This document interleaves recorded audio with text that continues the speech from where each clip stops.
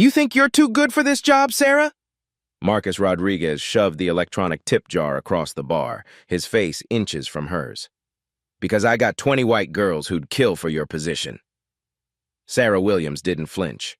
Her voice cut through the Friday night chaos like steel. I earned every dollar in that jar, and you know it. You earned nothing. This is my bar, my rules, my money. The packed crowd at Morrison's Tap House kept drinking, laughing, spending, unaware their tips were fueling a war. Marcus's hand hovered over the tip jar's reset button, a silent threat. In the shadows of Booth 7, a man in ripped work clothes set down his beer.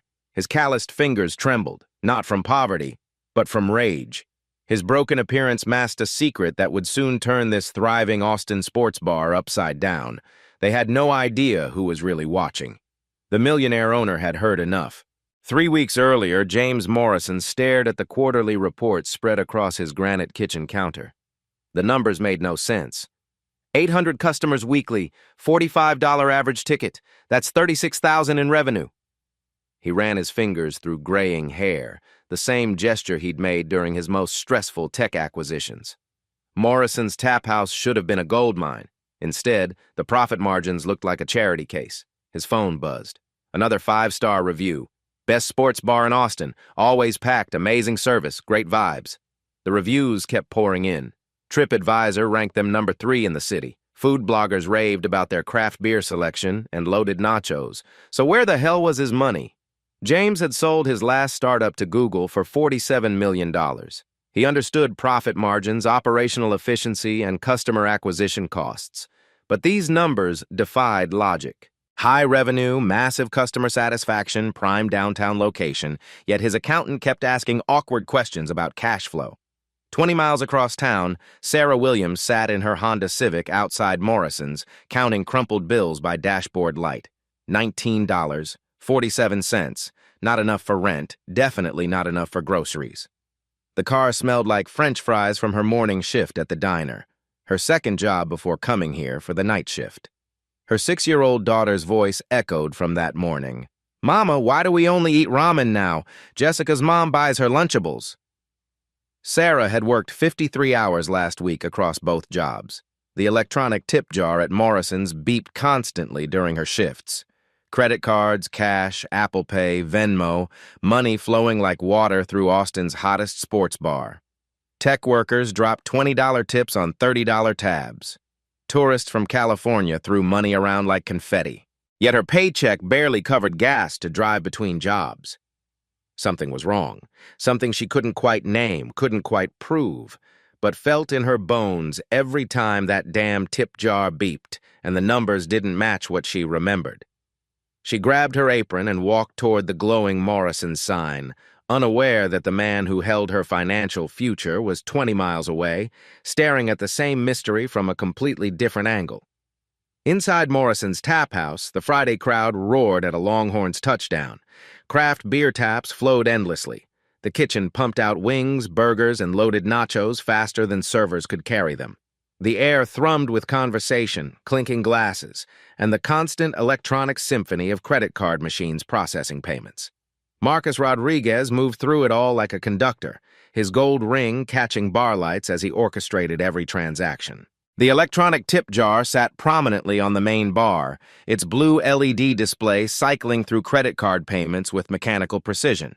Beep, $8.50 tip processed. Beep, $12 tip processed. Beep, $6.75 tip processed. Sarah delivered another round to table 12, tech bros celebrating a merger, each wearing Patagonia vests that cost more than she made in a week.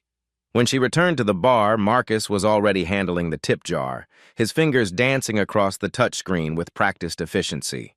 Busy night, she said, watching him tap commands into the device's interface. Always when the Longhorns play. His fingers moved quickly, almost too practiced. You just focus on service, Sarah. Let me worry about the back-end systems. The tip jar beeped again, but Sarah could swear the amount displayed was different than what she remembered the customer entering on their table's tablet just moments ago. Table 9 waved her over for the third time. The middle-aged woman had been trying to get her attention for 5 minutes, but Sarah's legs felt like concrete. Her smile, once genuine, now required effort she barely had left after 14 hours on her feet. "Are you okay, hun?" the customer asked, genuine concern in her voice. "You look absolutely exhausted." Sarah forced brightness into her voice. "Just a long week. What can I get you?"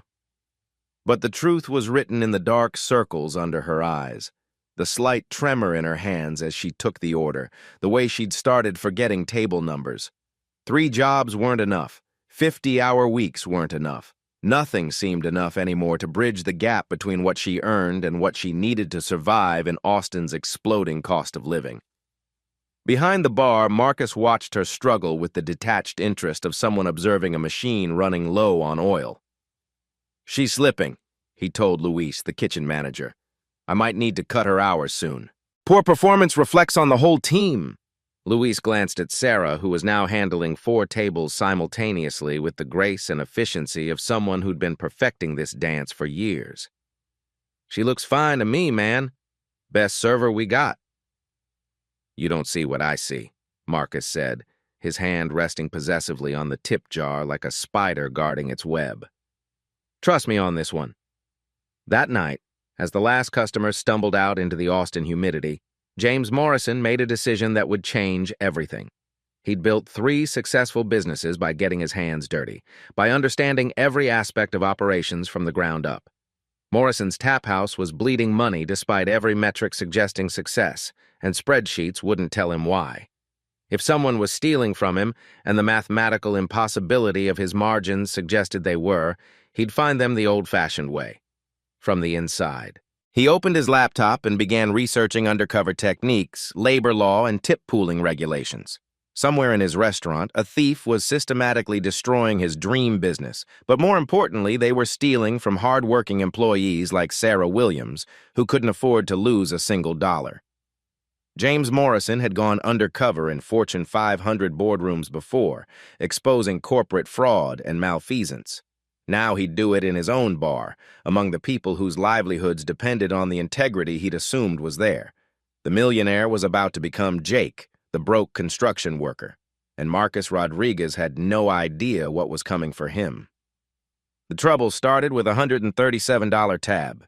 Sarah set the check presenter down at table 4, where Clayton Patterson III sat with his wife and teenage daughter.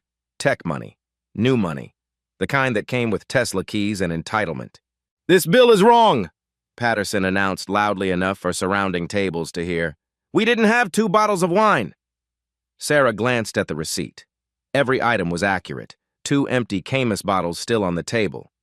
"Sir, I can walk through each item. Don't sir me." Patterson's voice carried across the dining room. "I ordered salmon, not ribeye, and that wine charge is completely wrong." His wife shifted uncomfortably. Both knew he was lying. "I remember taking your order personally," Sarah said calmly. "Ribeye, medium rare, no mushrooms. You mentioned your wife's shellfish allergy. Are you calling me a liar?" Patterson's face flushed red. "I want a different server, someone who doesn't have an attitude." The nearby tables went quiet. Sarah felt dozens of eyes watching, waiting. Her hands remained steady, voice professional. "I'll get my manager." Marcus appeared instantly, all concerned with charm. "Mr. Patterson, how can I make this right?" Patterson painted Sarah as argumentative and disrespectful. Marcus nodded sympathetically, occasionally glancing at Sarah with disappointed headshakes. "You people always think you know better," Patterson continued, the words dripping with implication. "Well, newsflash. I'm not dealing with some uppity—" He didn't finish the sentence. He didn't need to. "Sarah," Marcus said loudly enough for everyone to hear, "I need you to apologize to Mr. Patterson and his family." The words hit like a slap. Around them, forks paused mid-bite. Conversation stopped. "Marcus, I followed protocol exactly. The customer is always right." His tone carried parental disappointment. "Your attitude tonight has been concerning several guests." It was a lie. Sarah knew it. Marcus knew it. But the truth didn't matter here. "I apologize for any misunderstanding," she said, the words tasting like poison. Patterson leaned back, satisfied. "Maybe she can learn some manners." Marcus composed the entire meal and personally attended to Patterson's needs. Sarah watched from the service station, understanding she'd just lost whatever protection she'd thought she had. 20 minutes later, Marcus called her into his office. The space smelled like industrial cleaner and fryer grease. He didn't offer her a chair. "We need to talk about tonight's performance." "My performance was fine. That customer spends $300 monthly here." Marcus pulled out her schedule and a red pen. "You cost me money with your attitude." He began making marks. "I'm cutting you from 35 hours to 25. You're off Friday and Saturday nights. Carmen gets the VIP section. You'll handle back tables and lunch shifts." Sarah felt the floor drop away. Friday and Saturday nights meant real money. VIP sections meant tech bros with corporate cards. This would cost her $200 weekly. "Marcus, please. I have rent, my daughter." Should have thought about that before tonight. Another mark. Also, a $25 uniform violation fee. Your apron had a stain during the rush. $25 for a splash that happened during service. Sarah stared at her now pristine apron. "I need you to understand something." Marcus leaned forward, voice dropping. "This is my restaurant, my rules. You work for me, and you'll work how I tell you, clear?" The walk back through the dining room felt endless. Every conversation seemed to pause. Every glance felt like judgment. Patterson was still there, laughing with his family. Sarah gathered her things, avoiding Carmen's eyes. Luis from the kitchen gave her a sympathetic nod, but stayed silent. Speaking up would make him the next target. As she pushed through the front door, the electronic tip jar beeped cheerfully behind her, counting money she'd never see while documenting theft she couldn't prove. In her Honda, she counted the singles in her apron pocket. $43 for 8 hours. After gas and childcare, maybe 20 left. She finally understood the game. When customers used her race as a weapon, Marcus used their complaints as ammunition. The more she questioned missing tips, the more racist incidents would somehow find her tables. The more she pushed back, the more her hours would disappear. Tomorrow, she'd start looking for a third job. Tonight, she'd figure out how to explain to her 6-year-old why McDonald's was still too expensive. The system was rigged. The house always won. And Sarah Williams was just learning the rules. James Morrison couldn't sleep. He sat in his home office at 3 in the morning, surrounded by printouts that made no mathematical sense. Revenue reports, employee schedules, customer reviews, vendor invoices, every document told the same impossible story. Morrison's Tap House was Austin's most successful sports bar and a complete financial disaster simultaneously. The latest weekly report lay open on his desk. 843 customers. Average ticket, $47. Total revenue, $39,621. After payroll, rent, and supplies, his profit margin should have been healthy. Instead, he was barely breaking even. Someone was stealing from him. The math demanded it. James had built his fortune by trusting numbers over people, data over gut feelings. But these numbers were lying, which meant someone was making them lie. He pulled up the security camera access on his laptop, a system Marcus didn't know the owner controlled remotely. The footage from earlier that evening played in grainy black and white. He watched Sarah Williams deliver checks, clear tables, and handle customers with professional grace. He saw Marcus moving between the bar and dining room, always positioned near the electronic tip jar during peak transaction times. Most importantly, he watched the body language. Sarah's exhaustion was evident even through pixelated video. Marcus's territorial behavior around cash transactions. The way other employees avoided eye contact when Marcus was handling money. James had seen this pattern before. During his corporate consulting days, he'd exposed embezzlement schemes at 3 different companies. The signs were always the same: financial discrepancies, employee fear, and one person with disproportionate control over cash flow. But corporate fraud investigations involved forensic accountants and legal teams. This required something more direct. He opened a new browser window and typed, "How to go undercover in your own business." The search results were surprisingly extensive. Undercover boss episodes, private investigator techniques, even academic papers on participant observation in workplace environments. James took notes methodically, the same way he'd prepared for hostile acquisition negotiations. Step 1. Create a believable identity. Jake Morrison became Jake Miller, unemployed construction worker recently laid off from a highway project. Cash poor, time rich, the kind of guy who nursed one beer for 3 hours while watching ESPN. Step 2, physical transformation. James drove to Goodwill the next morning, selecting worn work boots, faded Carhartt pants, and a flannel shirt with honest-to-God paint stains. The clerk looked confused when he paid with a black Amex for $12 worth of used clothes. Back home, he practiced the persona in his bathroom mirror. Slouched posture, tired eyes, the careful way a broken man moved through expensive spaces. He'd grown up working construction summers during college. The muscle memory was still there. Step 3. Backstory development. Jake Miller lived in a studio apartment near Riverside. Divorced, no kids, drinking problem mostly under control, looking for work but not too hard. The kind of customer who made staff uncomfortable but management tolerated during slow periods. James called his accountant and requested daily revenue reports for the next month. Any discrepancies would be easier to spot with real-time data. He researched Texas labor laws, tip pooling regulations, and employee protection statutes. If someone was stealing from his workers, he wanted to understand every legal avenue available. The final step was hardest. Staying away from Morrison's for 48 hours while his new identity took shape. He needed facial hair growth, deeper exhaustion in his eyes, the subtle physical changes that would make Jake Miller believable. During those 2 days, James Morrison, the millionaire, disappeared. He stopped shaving, started drinking cheap beer, and practiced the particular brand of polite desperation that kept broke customers welcome in establishments they couldn't really afford. On Wednesday evening, Jake Miller walked into Morrison's tap house for the first time. He ordered a Lone Star, left a dollar tip, and settled into booth 7 with a perfect view of the electronic tip jar. The investigation had begun. Marcus Rodriguez had stolen his last dollar, though he didn't know it yet. Night 1, the setup. Jake Miller ordered his second Lone Star at 9:47 p.m. and settled deeper into booth 7. The perfect vantage point, close enough to observe the bar operations, far enough to remain invisible. Sarah Williams approached with professional wariness. Broke customers meant small tips, but they still deserved service. "Another round?" she asked, noticing his nearly empty bottle. "Yeah, thanks." Jake's voice carried the careful politeness of someone who couldn't afford an attitude. "Busy night. Always when the Longhorns play." Sarah's smile was genuine but tired. "You watching the game?" "Not really. Just needed somewhere to sit for a while." She understood immediately. Austin was full of people between jobs, between apartments, between better circumstances. Sarah brought the beer without judgment.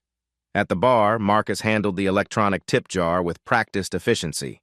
Each credit card tip generated a soft beep, followed by quick finger movements across the touchscreen. Jake watched the pattern repeat dozens of times throughout the evening. Beep, the display shows $8.50. Marcus's fingers dance. Display changes to $6.20. Beep, display shows $12. Quick manipulation. Display shows $8.40. The skimming was systematic, professional, and nearly invisible unless you knew to watch for it. Night 2, building trust. Jake returned Thursday evening, claiming the same booth. Sarah remembered him, the polite, broke guy who tipped what he could and didn't cause problems. "Lone Star again? Please. And could I get some of those free peanuts?" The request carried careful embarrassment, the pride-swallowing reality of stretching every dollar. Sarah brought a full bowl without comment. "The kitchen's about to close, but I could ask Luis for some leftover wings if you want." The kindness was small but genuine. Jake accepted gratefully, understanding that Sarah was sharing scarce resources with someone she perceived as worse off than herself. While she worked her section, Jake observed Marcus's operation more closely. The assistant manager positioned himself strategically during rush periods, always within reach of the tip jar when credit cards were processed. His timing was precise. Manipulations happened during peak noise when beeps would blend into background chaos. More disturbing was Marcus's treatment of staff. White servers like Carmen received friendly guidance when they made mistakes. Sarah's errors, and Jake saw none that night, prompted sharp corrections delivered with audience awareness. "Sarah, table 6 is still waiting for refills," Marcus announced during a busy rush. "Customer service means anticipating needs." Table 6 had full drinks. Jake had been watching. Night 3, pattern recognition. Friday night brought the weekend crowd, tech workers, tourists, college students with daddy's credit card. Sarah's section was consistently the busiest, her tips theoretically the highest. Jake watched Marcus assign her the most difficult customers almost exclusively. A table of drunk fraternity brothers who snapped their fingers for service, business travelers who complained about everything, and notably, customers whose body language suggested they might have issues with being served by a young black woman. "Excuse me," one customer called loudly as Sarah passed. "I asked for a different server 20 minutes ago." Marcus materialized instantly. "Of course, sir. Sarah, Carmen will take over table 12. Carmen got the table just as they were ordering a $200 bottle of wine. Sarah kept the fraternity brothers who were already 3 rounds deep and getting louder. The tip jar manipulation continued, but Jake noticed Marcus took larger percentages from transactions during Sarah's table visits. When Carmen processed credit cards, Marcus skimmed roughly 30%. When Sarah's customers paid, the theft increased to 40% or more. "Targeting her specifically," Jake muttered, understanding the deliberate cruelty of it. After the rush died down, Sarah approached his booth with coffee she'd bought herself. "You look like you could use this," she said quietly. "I can't pay for on the house." She sat across from him for just a moment, stealing a rare break. "You seem like you're going through something." Jake nodded, staying in character. "I lost my construction job last month, still figuring things out." "I'm sorry. That's really hard." They sat in comfortable silence until Marcus's voice cut across the dining room. "Sarah, table 14 needs attention." She was gone immediately, leaving Jake with coffee and the growing certainty that he was watching more than theft. He was witnessing systematic psychological abuse, designed to silence the one employee smart enough to notice financial discrepancies. Night 4, the mechanism. Saturday brought the biggest crowds and the most brazen theft. Jake positioned himself to observe the tip jar's display more clearly, confirming his suspicions about the manipulation mechanism. Marcus had programmed manager override codes that let him adjust tip amounts after processing. The electronic system showed customers their selected tip amounts, but Marcus could alter the final distribution with a few keystrokes. The restaurant's copy showed the reduced amounts. The customer's receipt showed the original tip. Brilliant, Jake admitted grudgingly, and completely illegal. The thefts weren't random. Marcus targeted busy periods when staff couldn't monitor individual transactions, focusing on customers who paid quickly and left immediately. Tourist tables were particularly lucrative. They'd never return to question discrepancies, but the racist targeting of Sarah was becoming undeniable. During a quiet moment, Jake overheard Marcus talking to Luis, the kitchen manager. "The black girl's getting suspicious," Marcus said quietly. "Keep her busy with extra side work. Tired people don't ask questions." Luis looked uncomfortable but nodded. Jake understood the dynamic. Luis was undocumented, couldn't risk his job by challenging management. Throughout the evening, Sarah worked twice as hard as other servers for systematically smaller returns. When she questioned an obviously incorrect tip total at the end of her shift, Marcus's response was swift and public. "Sarah, you need to trust the system instead of creating problems. Are you saying our equipment is wrong?" The question was a trap. Challenging the tip jar meant questioning Marcus's integrity, which meant questioning management, which meant putting her job at risk. Sarah backed down, but Jake saw the frustration in her eyes. Night 5, the breaking point. Sunday evening was slower, which made the conversations clearer and the theft more obvious. Jake had been coming for 5 straight nights, establishing himself as part of the furniture, the harmless broke guy who nursed beers and caused no trouble. Sarah approached his booth near closing time, exhaustion written in every movement. "Long week?" Jake asked gently. "Try to live a long life." She glanced around, confirming Marcus was in the kitchen, then sat down heavily. "Can I ask you something?" "Sure." "Do I seem like a difficult person to you?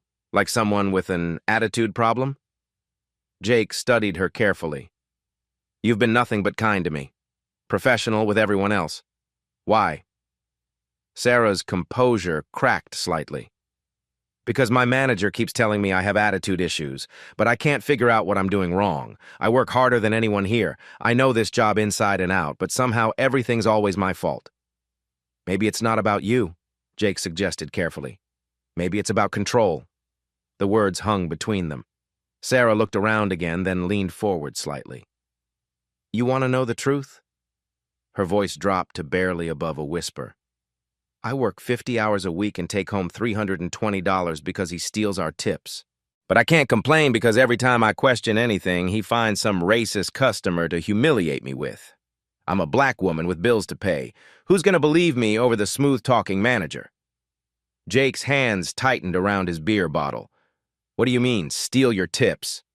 That thing, Sarah nodded toward the electronic tip jar, beeps all night long. Credit cards, cash additions, Apple Pay, money flows constantly, but my tip total never matches what I should be making.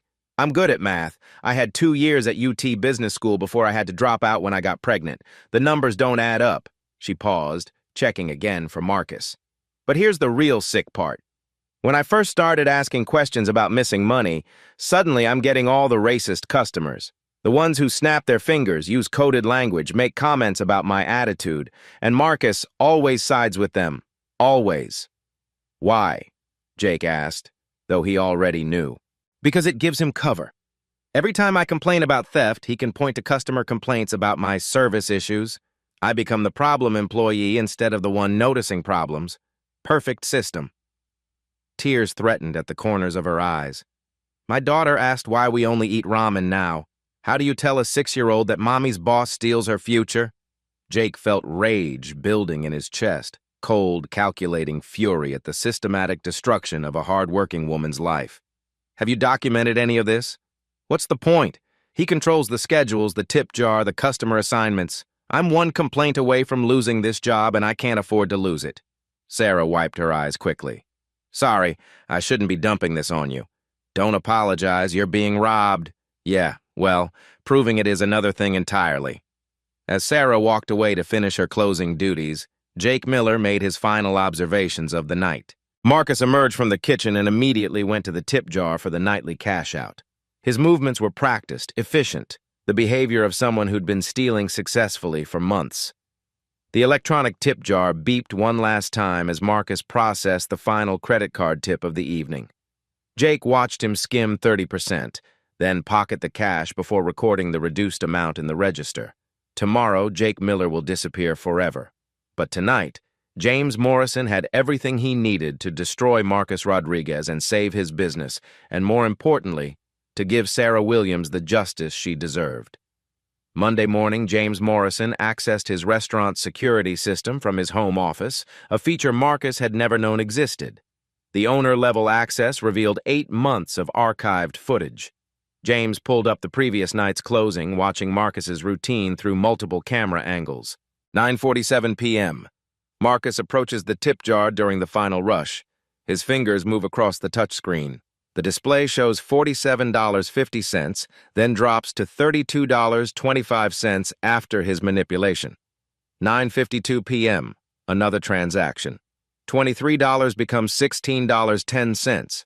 9:58 p.m. A customer's $35 tip reduced to $21 in seconds.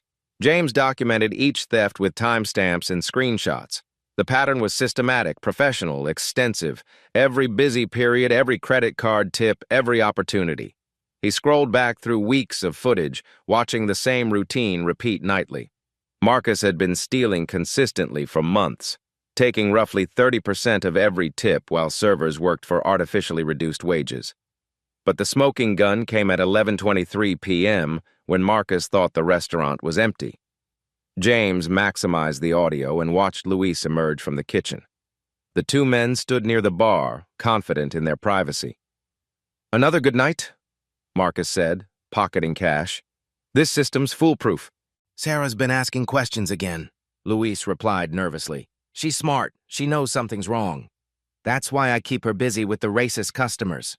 Marcus's voice was clear, confident. "Every time she complains about missing money, I can point to attitude problems. She can't push back without looking like the angry black woman." James recorded the audio on his phone, blood pressure spiking. "What if she figures it out?"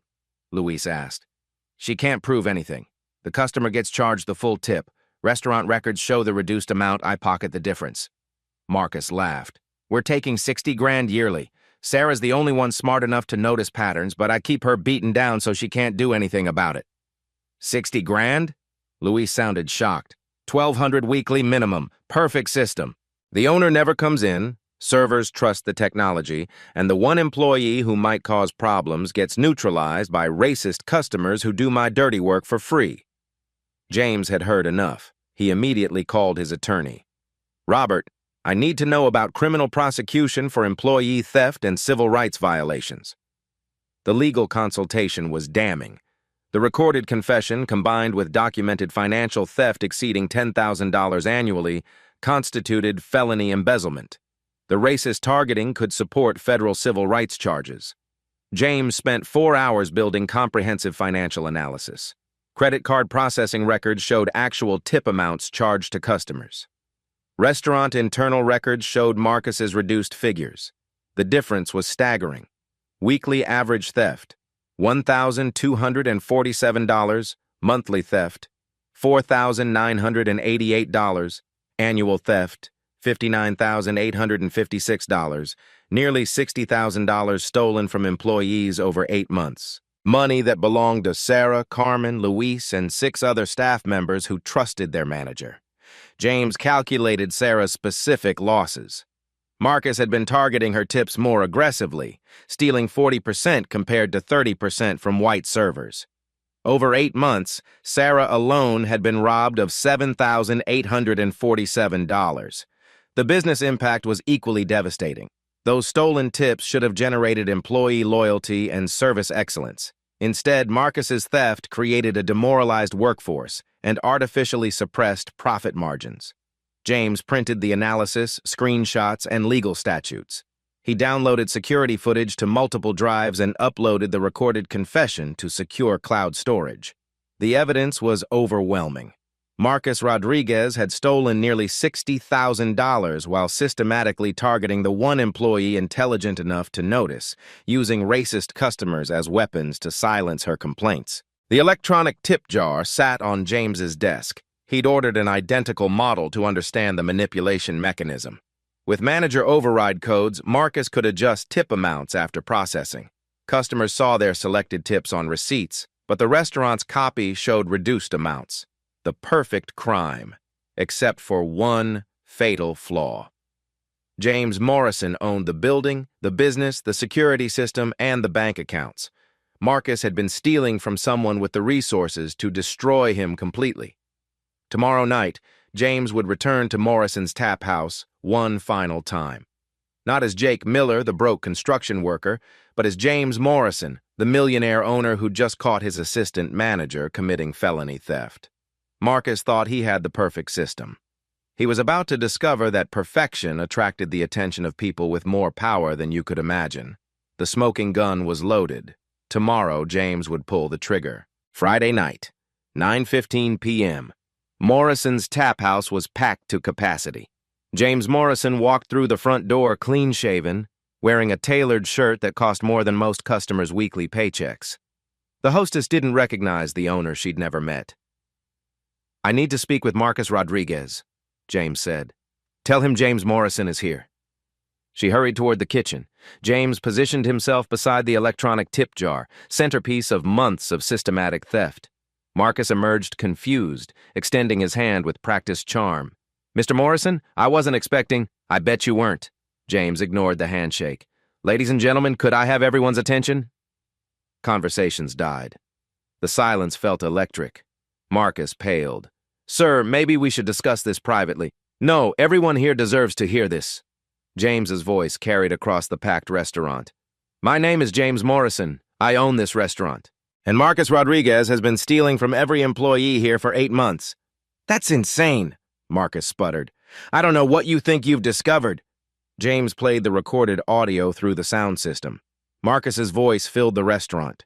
"We're taking 60 grand yearly fees. Sarah's the only one smart enough to notice patterns, but I keep her beaten down so she can't do anything about it." Gasps rippled through the crowd. Staff members stared in shock. Sarah stood frozen beside table 12, her face cycling through disbelief and vindication. $1,200 weekly, James announced, stolen through manager override codes on this tip jar. He gestured towards Sarah.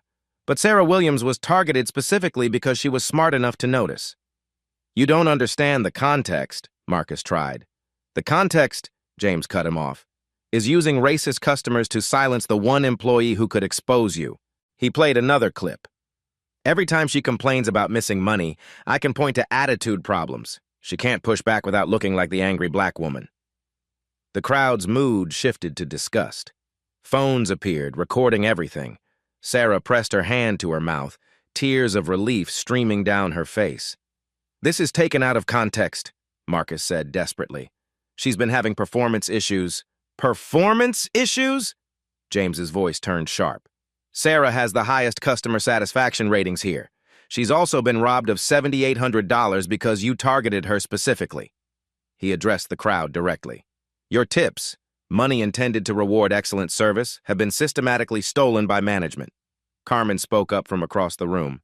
Is that why our tip totals never matched what we expected?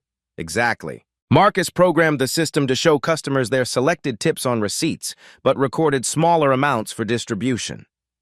Marcus made one last desperate play. You can't prove any of this. I can prove all of it. James pulled out a tablet showing security footage of Marcus manipulating the tip jar. 8 months of video evidence, documented theft, recorded confessions, mathematical proof that this systematic stealing has been destroying employee morale and business profits. Customers were checking their phones, comparing receipts to tip amounts they remembered selecting. Sarah, James called. Could you come here? She approached slowly, still processing what was happening. I owe you an apology, James said loudly.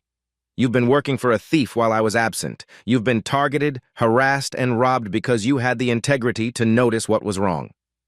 He turned back to Marcus. You're fired. The police are on their way for felony embezzlement charges. Marcus's composure cracked. You can't do this! I made this place profitable! You made it profitable by stealing $60,000 annually while Sarah couldn't afford school supplies for her daughter. Police sirens wailed outside. Within minutes, officers entered the restaurant. Marcus continued protesting as they handcuffed him, blaming Sarah, claiming the owner didn't understand operations. The crowd watched in stunned silence as Marcus Rodriguez was walked out in handcuffs, his career destroyed in 10 minutes. This system enabled theft, James announced, gesturing to the tip jar. Tomorrow we will implement complete transparency. Every tip belongs to who earned it. Sarah stared at the device that had been stealing her future. The same electronic tip jar that had tormented her for months now sat silent, its theft mechanism exposed and powerless. Sarah, James said quietly, this stops tonight, and it never happens again. Around them, the restaurant buzzed with conversation as customers and staff processed what they'd witnessed. The electronic tip jar beeped one final time under Marcus's corrupt system. Tomorrow, everything will change. Tonight, justice had finally arrived at Morrison's Tap House. The silence after Marcus's departure lasted 37 seconds. Then the questions began. What happens to our jobs? Carmen asked. Are we getting our tips back? Danny, the bartender, called out. James Morrison raised his hands for quiet. First, nobody loses their job because of Marcus's crimes. You're all victims here, not accomplices. Relief spread across every face. Austin's service industry was brutal. Losing steady work meant disaster. Second, yes, you're getting every stolen dollar back. I've calculated 8 months of theft down to the penny. Sarah alone was robbed of $7,800. Carmen, $4,600. Luis, $3,200. Sarah's knees nearly buckled. $7,800 meant her daughter's school activities, new clothes, dinners beyond ramen. Third, we're implementing changes tonight that make this impossible to repeat. James looked directly at Sarah. I've spent 5 days watching you work. You handle difficult customers with grace, protect newer staff from harassment, and maintain professional standards under impossible pressure. You also have business education and mathematical skills to spot irregularities. He paused. I'm offering you an assistant manager position with full authority over cash handling and employee protection. Will you accept? The restaurant erupted in applause. Carmen whooped. Luis started chanting Sarah until everyone joined. Yes, Sarah said, tears streaming. I accept. James pulled out his phone. Robert, New tip system installed tomorrow morning. Complete transparency, real-time tracking, no manager override capabilities. Yes, Saturday. The triple rate is fine. He hung up and addressed the crowd. By tomorrow evening, we'll have technology showing every tip in real time. What you earn is what you keep. Sarah, your first responsibility is creating anti-discrimination policy with teeth, zero tolerance for racist customer behavior, immediate consequences for enabling harassment, clear reporting procedures directly to me. Sarah stood straighter. What about customers who refuse service from black staff? They can leave. We reserve the right to refuse service to anyone who disrespects our team. That goes on every menu and the front door. A customer at table 6 stood up. What if that costs business? James looked at him directly. Any business depending on tolerating racism isn't worth having. We're building a workplace where dignity isn't negotiable. The man sat down. Other customers nodded approval. Now, immediate compensation.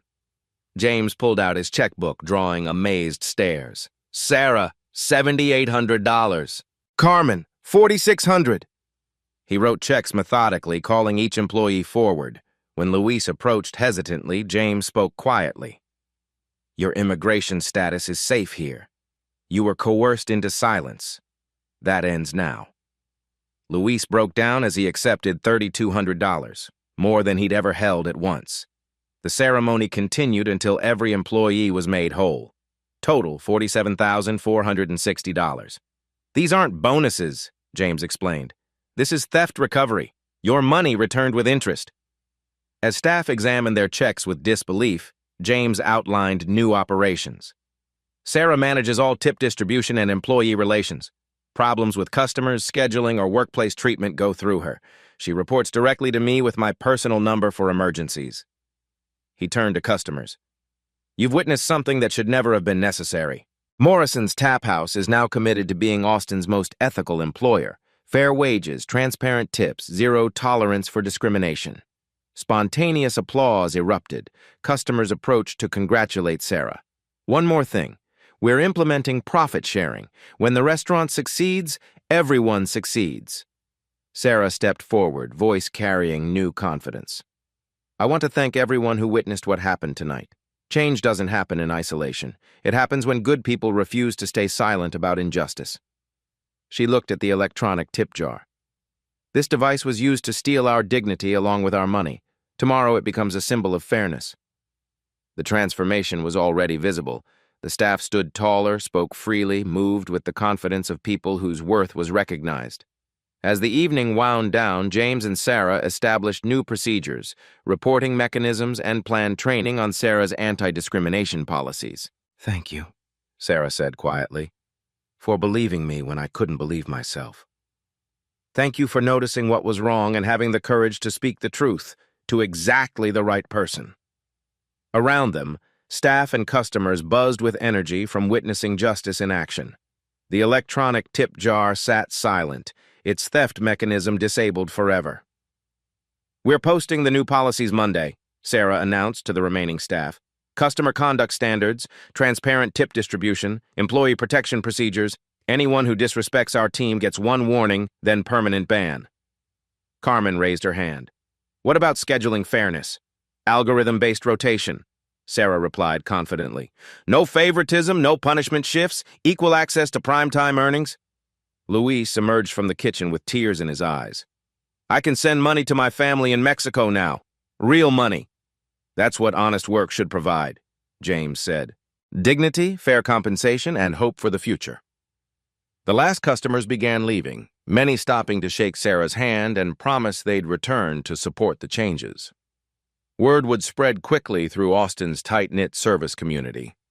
By midnight, Morrison's Tap House was empty except for James and Sarah, planning the revolution that would begin tomorrow. New technology, new policies, new leadership, all centered on the radical concept that every worker deserved respect.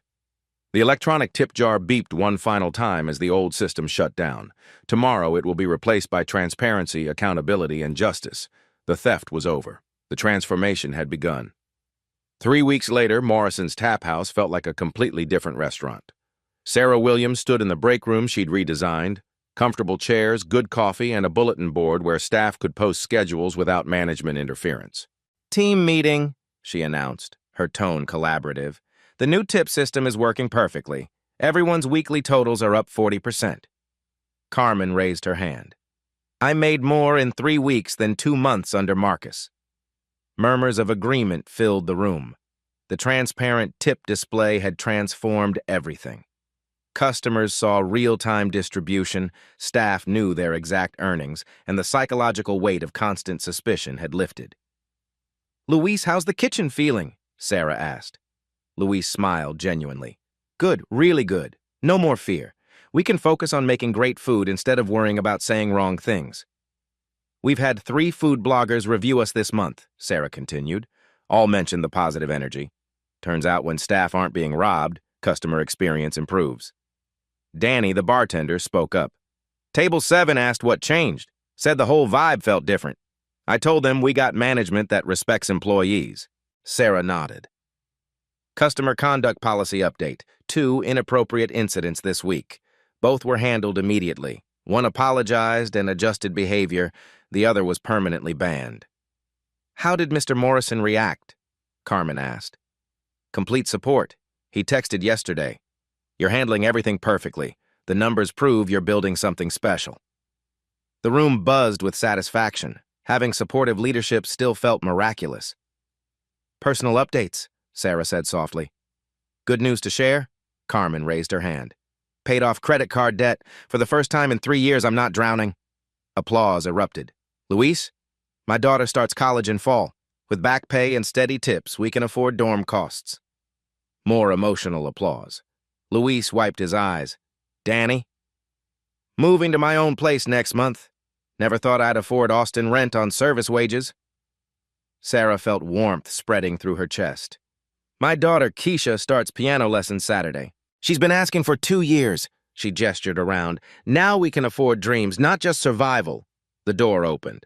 James Morrison entered carrying coffee and tacos from outside. Don't mind me, he said, setting everything down.